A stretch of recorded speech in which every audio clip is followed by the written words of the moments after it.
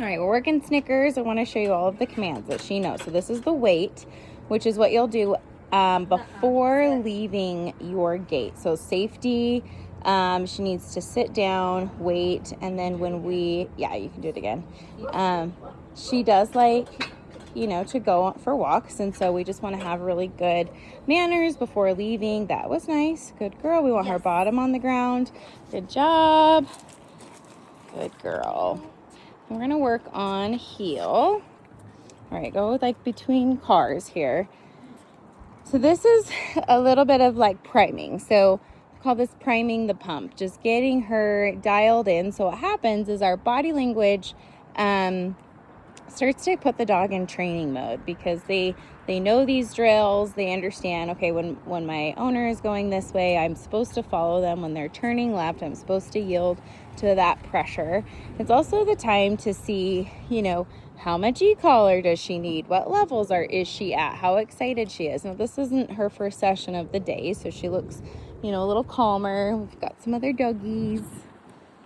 Good girl. And so we just work the heel like the dog isn't there. It doesn't matter if the dog's there or not. We want you to be mindful. We've also got another puppy right here. So I want you to be mindful of my space. I need you to pay attention. I need your brain on board. There we go. And then when we stop, we want her to put her bottom on the ground. So if she needs some leash information, because we've got some pretty good distractions here, what Aspen's going to do is just going to pull up on that leash, and then her bottom should hit the ground. And that's just kind of like your brakes. So almost like riding a horse. You want her to yield to that pressure. And it's consistent pressure. So not like pulling up if she's not listening. Just hold that little bit of pressure until her bottom hits the ground. Yeah, and if she really were to struggle, you could like reach down and like tap your hand to her bum.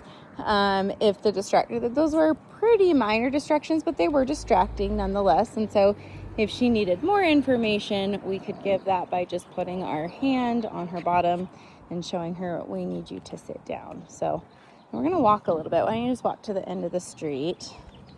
So now we're doing what I like to call the straightaway. So when we're in the driveway, we're changing directions. It's very easy for a dog to maintain heel position when we're changing directions, because they kind of have to, because you're turning away from them. The leash pressure comes on. The only way that pressure turns off is by having them follow that leash. We've got all different dog smells and things. And so this is where dogs can kind of struggle straight away. So what I recommend the first week is take your time with this. It's not about how far you get on the sidewalk. This is a skill. This is a skill in handling. This is a skill in her ability to maintain this position. And so let's say we lose her and she's like pulling all over all of a sudden. What Aspen can do is just use this space on the driveway right here, this guy's driveway, and we can go back into our directional changes and get her focus back on us and utilizing this space. The reason why driveways are nice is because we have more space than the sidewalk. And so we can create that same system that we've done with the e-collar in the past, where if the pressure needs to happen and come on, it's coming on. So like for Maddie, if she's far away, I can put the pressure on outside of my bubble. Good. And just really prime her that way. And everybody has a different relationship with the dog. She may do this really well for some people in the house, and she may really struggle with others. And so this can be just kind of like a reference point if they're struggling to walk her. So that's interesting. There's something exciting out there. She says it's a wrapper. Good job. Nice. We can turn around and go back home and work place. It is getting toasty. It's toasty. So walks, temperature-wise, like you can put your hand on the ground for, 10, 15 seconds, you think? Is that what you typically do? I usually do the palm of my hand, too, because it's, like, a little more sensitive. So I'll just, like, hold it. Hold it on tight. If it burns my hand at all, then fine. Yeah. If you're ever in a predicament where you're on a walk and it's getting hot, use the grass, because the grass holds moisture if the air is hot. And then Snickers really You know, we just want to make sure she has plenty of access to water. She doesn't seem to like our kiddie pool. I don't know if you have options for something like that, but like sometimes if a dog gets really, really hot, you can cool them down on their paws and then their underbelly. You don't want to put water on their back. You want to put it underneath of them because that will stay cool from the sun, whereas the water on the back is going to burn up in that sun pretty quickly. So you know, just some like safety things, but as long as she's not getting walked in what, 4 o'clock temperature, she's probably okay. 2 to 5 even, yeah. So, okay, let's go up to the door. I might have to unlock it.